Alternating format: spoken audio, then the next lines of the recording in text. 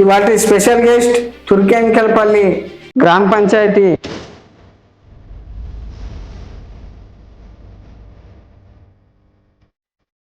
మీరు ముందుగా ఈ సర్పంచ్గా ఎందుకు పోటీ చేయాలనుకున్నారు? మీ ఊరి ప్రజలకు ఏ హామీలతో ముందుకెళ్తుంది? భూముల సమస్యలు ఎట్లున్నాయంటే చిన్న చిన్న సమస్యలే అవి పెద్దగా చూసుకుంటున్నారు వాళ్ళు. మీరు గతంలో మీ ఊరి అభివృద్ధి కాలేదా? ఎంత పడిపోయింది. ఓకే. ఏ అభివృద్ధి? అక్క నమస్తే అక్క. మీకు రాజకీయాలు కొత్త కాబట్టి ఇప్పుడు మీరు ప్రచారం చేస్తారు కదా, ప్రజల్లో మీకు ఎట్లా అనిపిస్తుంది? ఈ రాజకీయాలు ఎట్లా అనిపిస్తుంది? మూరీలది మాకు పింఛన్లు లేవు, మాకు నీళ్ళకి ఇబ్బంది అయిపోతున్నదని సమస్యలు చెప్తున్నారు. అసలు గ్రామంలో యువత చాలా కీలకం కాబట్టి మీ ఊరి యువతకు మీరు ఏం చెప్పాలంటే? నేను చెప్పేది ఒకటే, దయచేసి ఒక్క ఆలోచన చేయండి.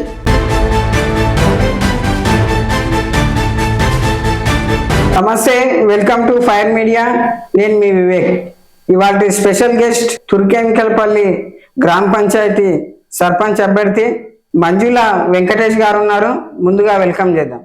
నమస్తే. నమస్తే అన్నా సార్, మీరు ముందుగా ఈ సర్పంచ్గా ఎందుకు పోటీ చేయాలనుకున్నారు? మా ఊర్లో ఈరోజు కాదు, ఓకే, గత 15 ఏళ్ళ క్రితం నుంచి కూడా నాకు తెలివి వచ్చినప్పటి నుంచి నాకు ఓటాకు వచ్చి ఇప్పటికీ దాదాపు 18 సంవత్సరాలు నిండింది. ఓకే. ఆ రోజు నుంచి ఈ రోజు వరకు కూడా ఓకే, ఏ అభివృద్ధి చెందలేదు మా ఊరు. నేను చిన్న ఉన్నప్పుడు ఎట్లుందో ఈ రోజు కూడా అట్లే ఉంది. నేను ఎన్నోసార్లు అనుకున్నా, లాస్ట్ టైం ఎలక్షన్లో కూడా పోటీ చేద్దాము అనే ఉద్దేశంతో ఉన్నా. ఎందుకు అని అంటే మా ఊర్లో ఎక్కడి పనులు అక్కడనే ఉన్నాయి. ఏదన్నా ఒక పని అడగనికి పోతే కూడా పక్కకు తప్పించుకొని వెళ్ళిపోయేవాళ్ళు పెద్ద మనుషులు. ఇంతకు ముందున్న నాయకులు పని ఏదన్నా అడగనికి పోతే తప్పించుకొని పోయేవాళ్ళు.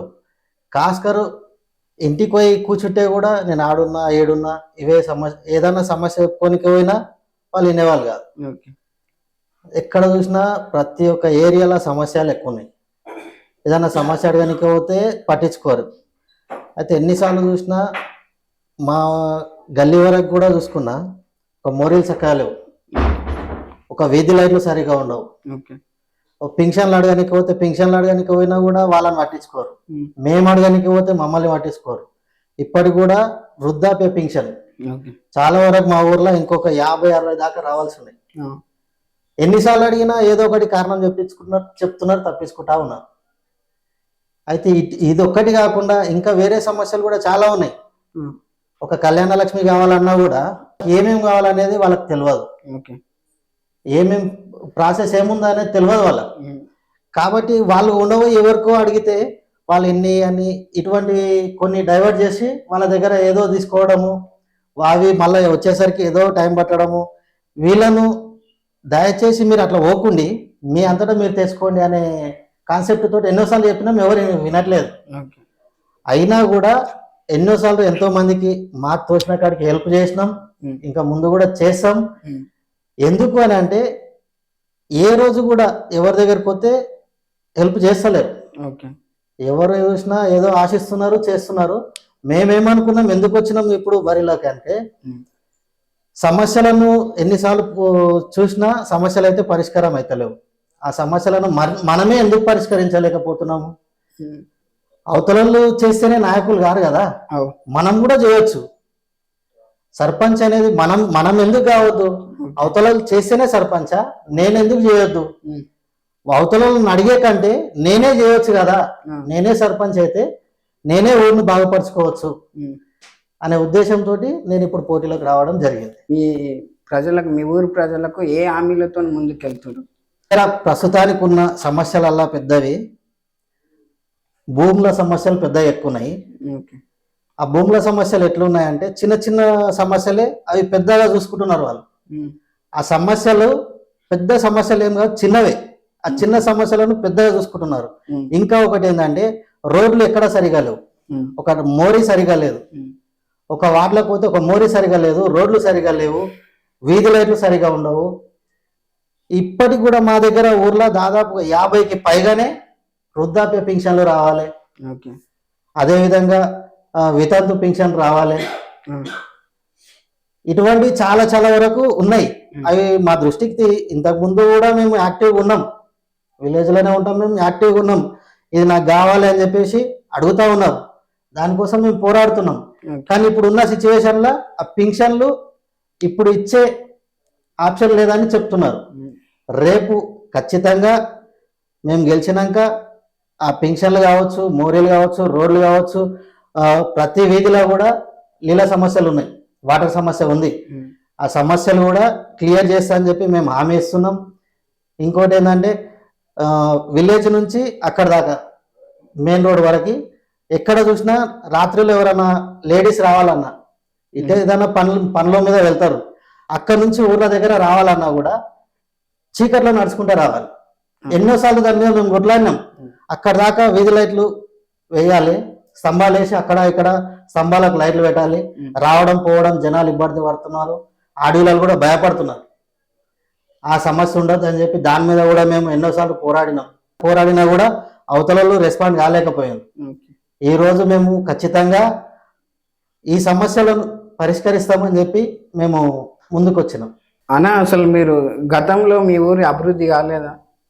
ఎంతకు పడిపోయింది. ఓకే. ఏ అభివృద్ధి లేదు మా ఊర్లో. కావాలంటే మీరు తిరిగి చూడండి, ఖాళీ ఏది.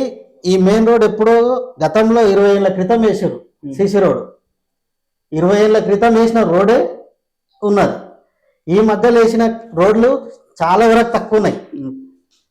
అసలు అడుగుదామని పోతే ఇప్పటికీ ఈ రోడ్లు మాత్రమే కనిపిస్తాయి. లోపల గల్లీలలో పోతే అసలు నడవలేని సిచ్యువేషన్లో ఉన్నారు కొంతమంది గల్లీలలో. ఈ మెయిన్ రోడ్లు ఒకటే చూసుకుంటే కాదు కదా, ఊరు మొత్తం మనదే. ఊరంతటిని చూసుకోవాల్సిన బాధ్యత ఒక నాయకునికి, ఊర్లో ఉన్న నాయకునికి బాధ్యత ఉంటుంది. ఆ బాధ్యతను ఎవరు కూడా పట్టించుకోలేరు. ఎన్నిసార్లు అడిగినా కూడా ఎవరు కూడా పట్టించుకోలేరు.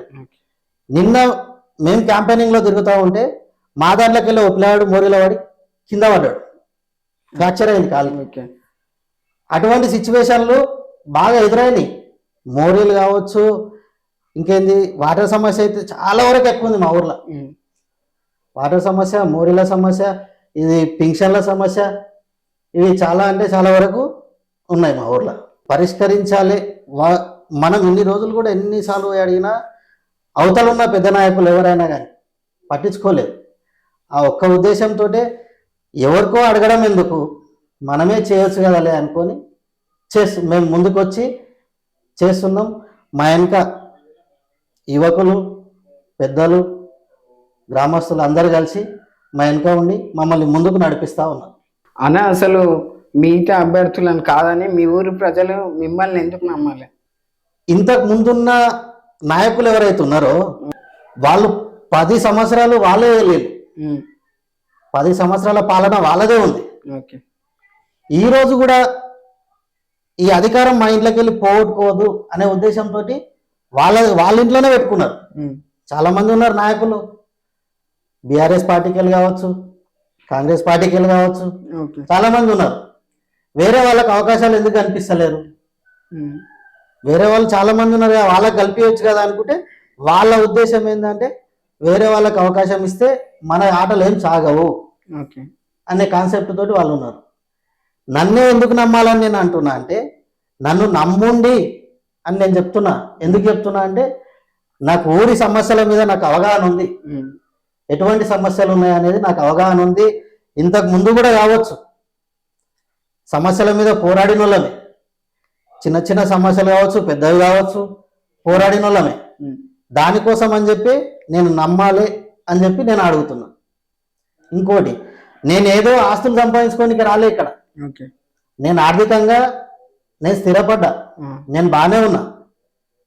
ఈరోజు వచ్చి నేను ఆస్తులు సంపాదించుకోనికి అయితే నేను రాలే.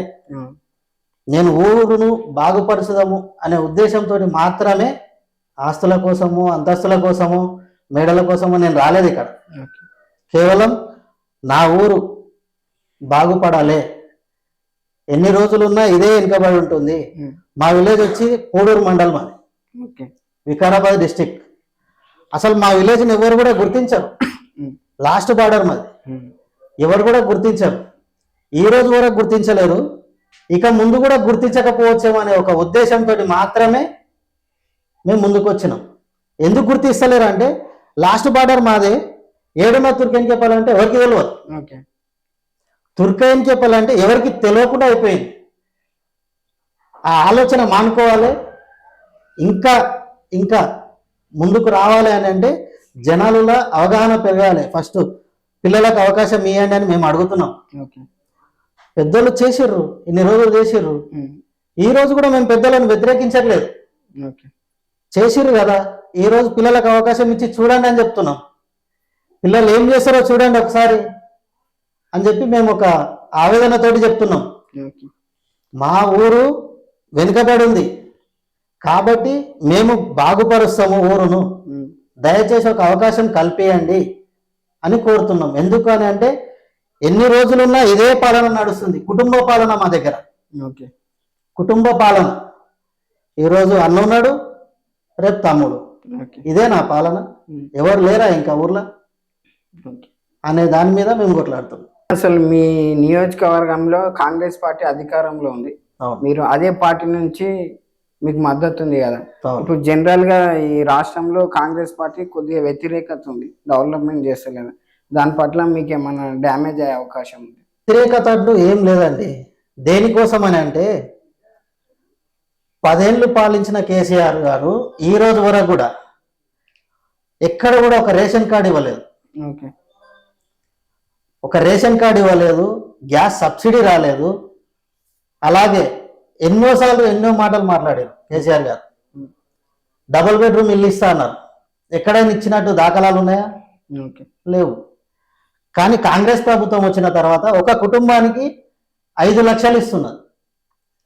ఏ ప్రభుత్వం కూడా ఈ రోజు వరకు ఏ ప్రభుత్వం కూడా 5 లక్షలు ఒక కుటుంబానికి ఇచ్చిన ప్రభుత్వం ఎక్కడా కూడా లేదు. భారతదేశం మొత్తంలో కూడా ఎక్కడ కూడా 5 లక్షలు ఇచ్చిన ప్రభుత్వము ఏ ప్రభుత్వం లేదు. కాంగ్రెస్ ప్రభుత్వం ఇప్పుడు ఇస్తుంది తెలంగాణలో. అలాగే ఈ పింఛన్ల విషయంలో కూడా మేము అడుగుతున్నాం మీద ఉన్న నాయకులను, పింఛన్లు, వృద్ధాప్య పింఛన్లు ఇంకా రావాలి మాకు అని చెప్పి అడిగితే పింఛన్ల ఆప్షన్ పెడుతున్నాము, కొంచెం టైం పడుతుంది, ఈ ఎలక్షన్ అయిపోయిన బడే ఇస్తా అన్నారు. రేషన్ కార్డులు కావచ్చు, ఉచిత బస్సు సౌకర్యం కావచ్చు.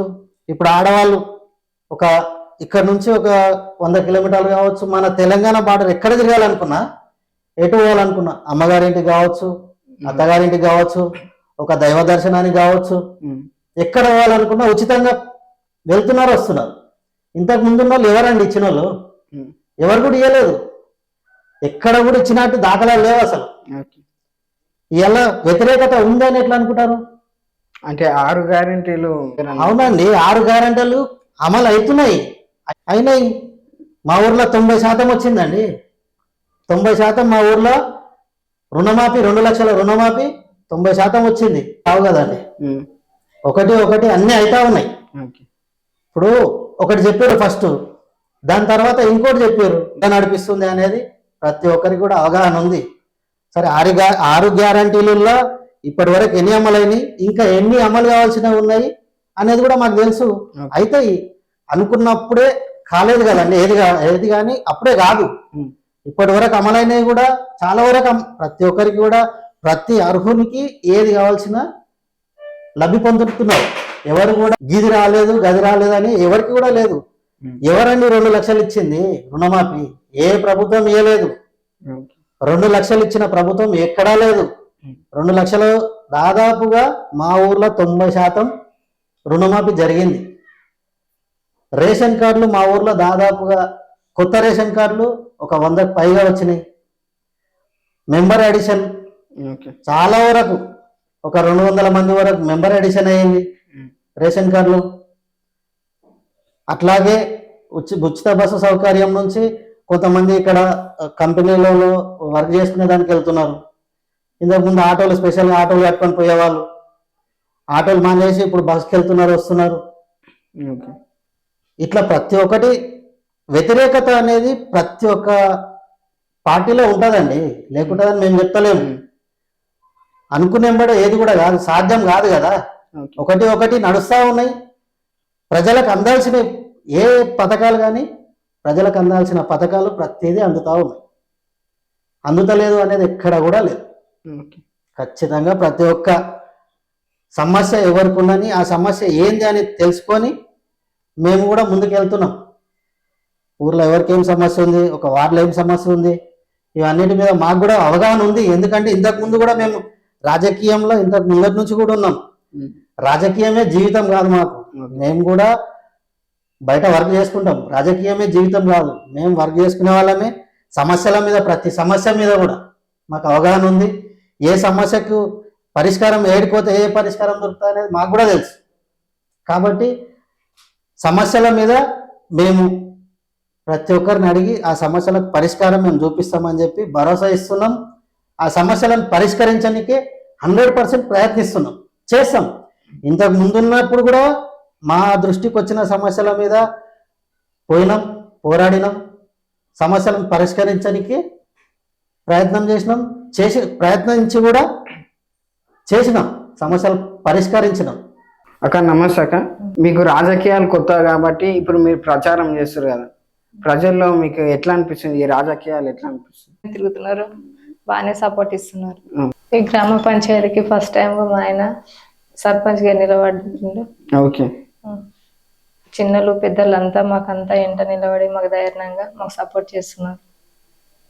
మేము ఇచ్చిన సమాధానం కూడా వాళ్ళు కూడా మాకు రెస్పాన్స్ ఇస్తున్నారు. మేము ముందుకు నిలబడి వెనుకబడిన ఊరిలకు కానీ వాళ్ళకి ఏమేమి సమస్యలు ఉన్నాయో అవన్నిటిని మంచిగా మేము ముందుకు వచ్చి చేస్తామని వాళ్ళకు కూడా సలహా ఇస్తున్నాం.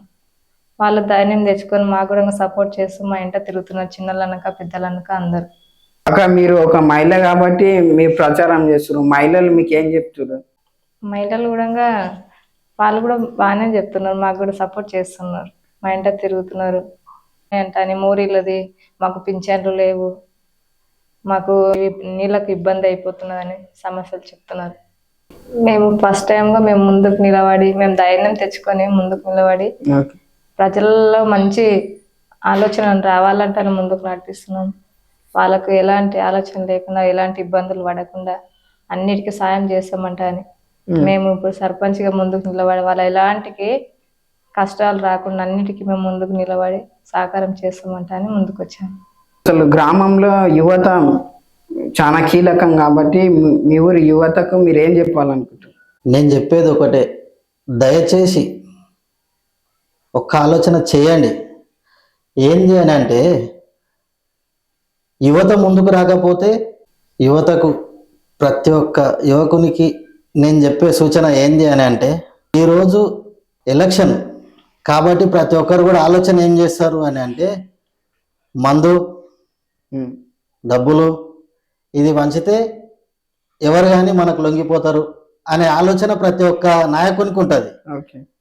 ఆ ఆలోచన బంద్ చేసుకోండి. ఫస్ట్ మీ ఊరిని మీరు అభివృద్ధి చేసుకునే పదంలో మీరు ముందుకెళ్ళండి. కానీ మందు పైసలు అనేటివి ఎప్పుడు కూడా శాశ్వతం కాదు. ఈరోజు వాళ్ళు మందు ఇస్తే తాగి పక్కకి వెళ్ళిపోతే అయిపోయింది అది.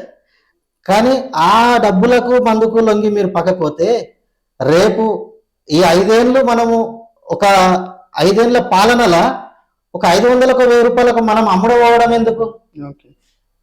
అవసరం లేదు కదా. నీ ఊరిని నువ్వు ఎట్లా బాగుపరుచుకుందామనే ఆలోచనతోనే ఉండాలి తప్పిస్తే నీ ఓటును నువ్వు అమ్ముకోవద్దు. అమ్ముకోవాల్సిన అవసరం నీకేముంది? ఒక మంచి వ్యక్తిని ఎన్నుకొని ఆలోచన చేసి ఓటేసి నీ ఊరి కోసము ఎవరైతే బాగుపరుస్తారు, ఎవరైతే బాగుంటారు అనే ఆలోచన చేసి యువత అందరూ కూడా ఆలోచన చేసి ఓటేయాలని ప్రతి ఒక్క యువకునికి కూడా పేరు పేరున నమస్కరించి చెప్తున్నా. దయచేసి ఎవరు కూడా వాళ్ళు ఇచ్చే మందుకు డబ్బులకు లొంగి, వాళ్ళు చెప్పే మాటలకు మాయ మాటలకు లొంగి దయచేసి లొంగకండి. మీరు మీ ఊరిని ఎట్లా బాగుపరుచుకునాలి అనే ఆలోచనతోటి మాత్రమే ముందుకెళ్ళండి. ఎవరి మాటలు కూడా నమ్మి మోసపోకండి. దయచేసి ఆ ఆలోచన కూడా మానుకోండి. ఇక నేను యువతకు చెప్పే సూచన అయితే ఇది ఒక్కటే. మా ఎమ్మెల్యే గారికి రామ్మోహన్ రెడ్డి గారికి ధన్యవాదాలు. నాకు ఈ అవకాశం కల్పించినటువంటి మా మండల స్థాయి నాయకులకు, అలాగే ఊరు గ్రామస్తులకు, పెద్దలకు, చిన్నలకు, ప్రతి ఒక్కరికి నాకు ఈ అవకాశం కల్పించి నన్ను ముందుండి నడిపిస్తున్నటువంటి నాయకులకు పేరు పేరున ధన్యవాదాలు. దయచేసి ఒక్క ఆలోచన చేయండి. ఎందుకు అని అంటే రాజుల పాలన కాదు, ఇంకా మనకు కూడా అవకాశాలు వచ్చినాయి, దాన్ని వినియోగించుకొని ముందు పోవాలి. మన ఓటును మనం అమ్ముకునే స్థాయికి మనం దిగజారలే. ఎవరు కూడా అమ్ముకోవాలని ఆలోచన చేయకండి. ఎందుకు అని అంటే ప్రతి ఒక్కరు కూడా పని చేసుకుంటున్న వాళ్ళే, ఖాళీగా తిరుగుతున్న వాళ్ళు ఎవరు లేరు. మీ పైసలు పెట్టుకొని మీరు రోజు తాగుతూ ఉన్నారు, తింటా ఉన్నారు. అయితే రోజు తాగుతున్నారు అంటే తప్పుగా ఆలోచించకండి దయచేసి. ఎందుకంటే మీకు టైం ఉన్నప్పుడు మీరు తాగుతున్నారేమో, నాకు సమస్య కాదు అది. నాయకులే ఇస్తే తాగుతారా? నాయకులది మీరు తీసుకొని లొంగి ఓటు ఎందుకు వేస్తారు అనేది నేను చెప్తున్నా. దాన్ని తప్పుగా భావించవద్దు. దయచేసి ఓటు వేసేటప్పుడు నేను ఎవరికి వేస్తే నా ఊరు బాగుపడుతుంది అనే ఆలోచన చేసి మాత్రమే ఓటేయాలని, ఊర్లో ఉన్న పెద్దలకు, నాయకులకు కావచ్చు, చిన్న పెద్ద కులమత భేదాలు లేకుండా ప్రతి ఒక్కరికి పేరు పేరున చేతులు జోడించి చెప్తున్నా, విజ్ఞప్తి చేస్తున్నా. దయచేసి మీ ఓటును మీరు అమ్ముకోకండి. గుర్తుంచుకోండి, దయచేసి మీ ఓటును మీరు అమ్ముకొని 5 ఏళ్ళు శ్రమలు పడకండి. అన్న, మీరు స్పెషల్గా మీ ఊరికి మేనిఫెస్టోగా ఏమేమి విడుదల చేసారో ఒకసారి చెప్పండి. మేనిఫెస్టో అనేది ఈ రోజు వరకు కూడా ఏ రోజు ఇంతకు ముందున్న ఎలక్షన్లో ఏ నాయకుడు ఇవ్వలేదు మా ఊర్లో మేనిఫెస్టో. ఫస్ట్ టైం నేను పోటీ చేస్తున్నా కదా, నేను కూడా ఒక మేనిఫెస్టో ఇచ్చిన. నేను మేనిఫెస్టో విడుదల చేసిన వెంబడే అవతలలో చేసిర్రు. నేనేం చేసిన అని అంటే ఒక మోరీలు కావచ్చు, ఒక సీసీ రోడ్లు కావచ్చు, ఒక మామూలుగా విలేజ్లో వాటర్ ప్రాబ్లం ఎక్కువ ఉంటుంది కాబట్టి వాటర్ ప్రాబ్లం మీద చెప్పిన మేనిఫెస్టో పెట్టిన, వృద్ధాప్య పింఛన్లు కావచ్చు, వితంతు పింఛన్లు కావచ్చు, అలాగే ఆడబిడ్డ జన్మిస్తే 2000 డిపాజిట్ చేస్తామని చెప్పి మేనిఫెస్టోలో మెన్షన్ చేసినాం. అన్న, మీ ఇద్దరికి ఈ టైం కేటాయించి మా ఫైర్ మీడియాకి ఇంటర్వ్యూ ఇచ్చినందుకు ధన్యవాదాలు. ఓకే అండి, థ్యాంక్ యూ.